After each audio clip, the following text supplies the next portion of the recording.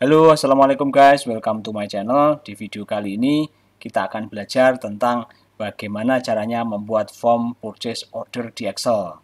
Nah, nanti juga ada tambahan beberapa otomasi-otomasi yang tujuannya adalah untuk meningkatkan efisiensi dan mempercepat kerja kita.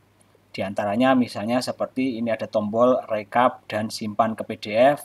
Ini prinsipnya adalah entrian yang ada di screen PO ini nanti akan masuk ke sheet PO Recap ini ya. Jadi kayak semacam ini semacam database saja di PO Recap ini. Terus kemudian nanti ada dokumen cetak PO-nya berupa PDF. Kemudian ada juga otomasi untuk buat PO baru. Pada prinsipnya adalah mereset kembali screen atau form ini menjadi kosong sehingga bisa dilanjutkan dengan pembuatan PO baru. Otomasi berikutnya seperti misalkan di sini pemilihan supplier ini ada drop down, ketika dipilih nanti akan otomatis mengisi yang informasi di bawahnya ini. Begitu juga dengan nama barang ini ketika dipilih seperti ini nanti akan mengisi kode barang serta harga satuan. Nah, kira-kira seperti itu yang akan kita buat. Nah, bagaimana caranya? Langsung saja ini sudah saya siapkan sheet kosongnya. Yang ini saya tutup dulu ya, teman-teman. Karena ada makronya supaya nanti tidak mengganggu pada saat kita mau bikin.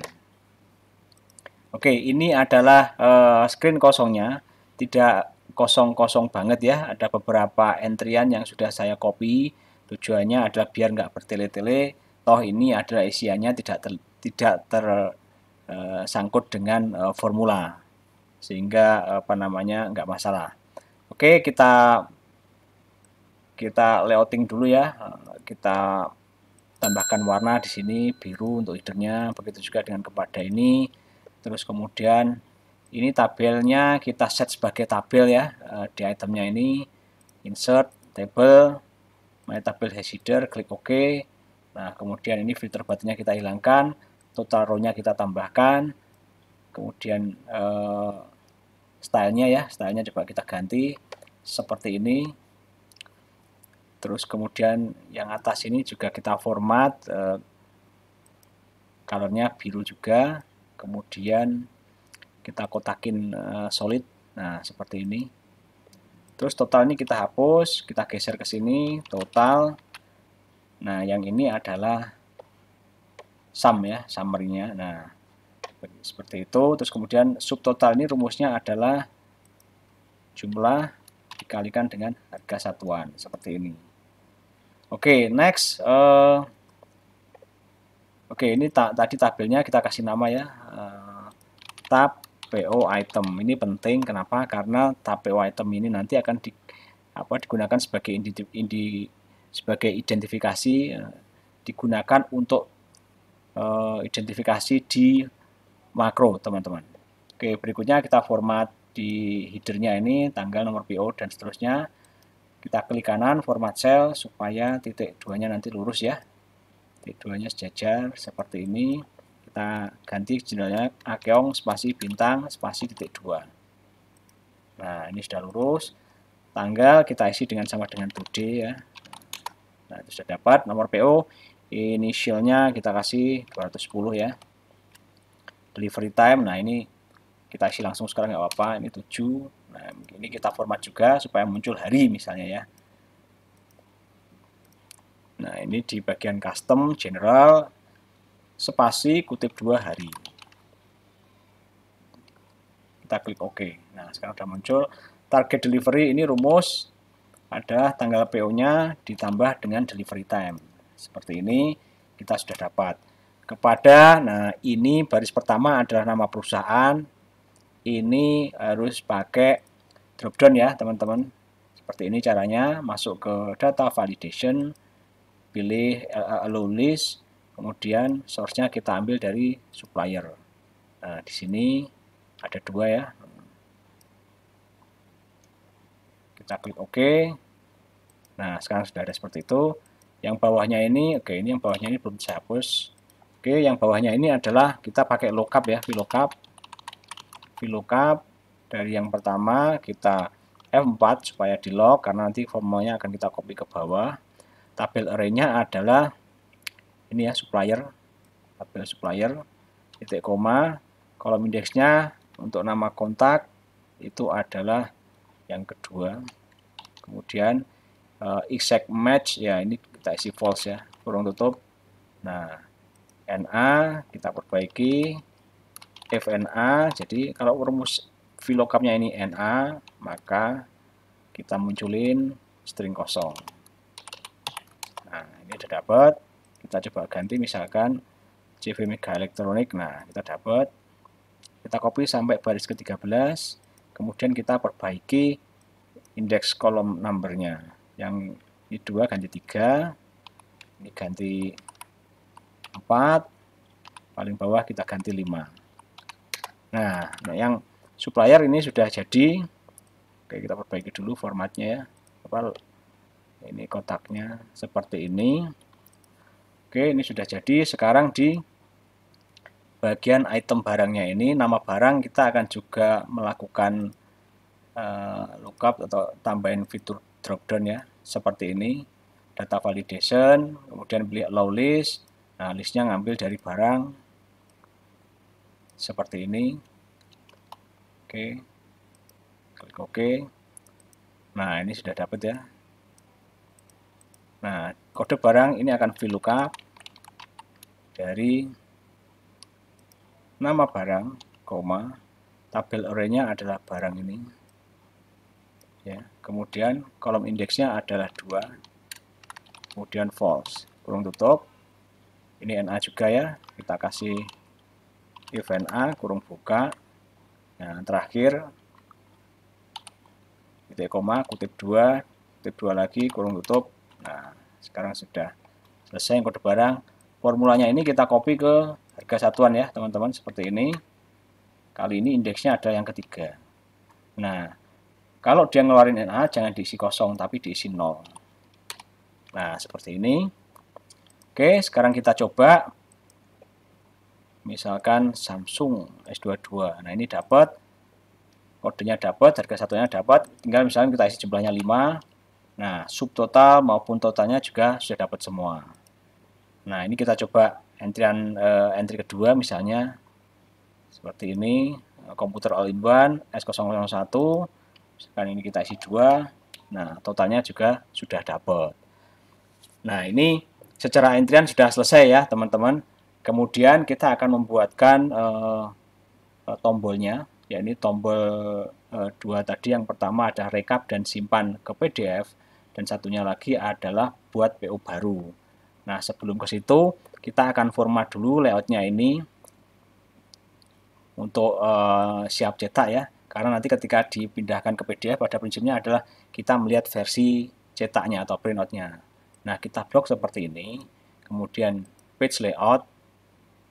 Kita lihat dulu ya size-nya. Oke, A4 ya. Sudah oke. Kemudian print area-nya. Nah, ini kita set print area. Nah, oke, ini sudah selesai. Nah, tampak ini di pinggir-pinggirnya ini ada garisnya nih, seperti itu. Oke, sekarang kita tambahkan tombol atau button. Nah, menggunakan menu developer ini ya, teman-teman. Pastikan menunya muncul di Excel-nya teman-teman. Kalau enggak, caranya begini.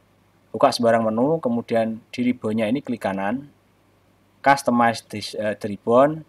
Nah, perhatikan sebelah kanan ini ada menu developer ini. Ini pastikan dicentang. Begitu dicentang, klik OK, nanti pasti muncul menu developernya. Oke, baik lagi ke menu developer, kemudian insert, form control, pilih button ini. Nah, saya klik OK saja ya. Ini isinya rekap dan simpan ke PDF seperti itu. Nah, terus ini copy, Ctrl V, saya paste ya. Ini adalah buat PO baru.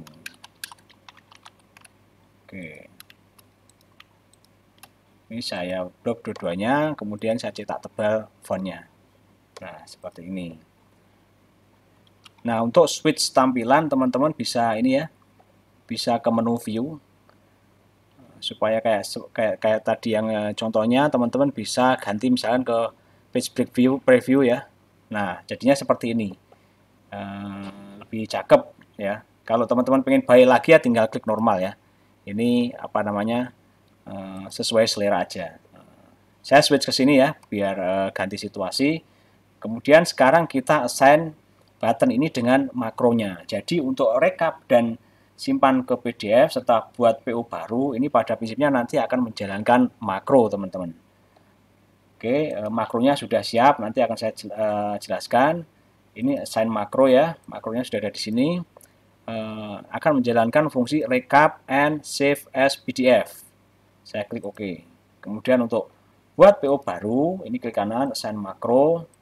Ini adalah create new PO. Saya klik OK. Oke, sudah. Nah, sekarang untuk membuka makronya, teman-teman bisa tekan Alt F11 seperti ini ya. Atau teman-teman bisa pura-pura kayak gini, klik kanan, assign makro. Nah, terus ada edit ini teman-teman. Nah, jadi bisa gunakan cara salah satu. Oke, seperti itu. Nah, saya jelaskan yang pertama dulu, ini untuk buat PO baru. Ya, buat PO baru.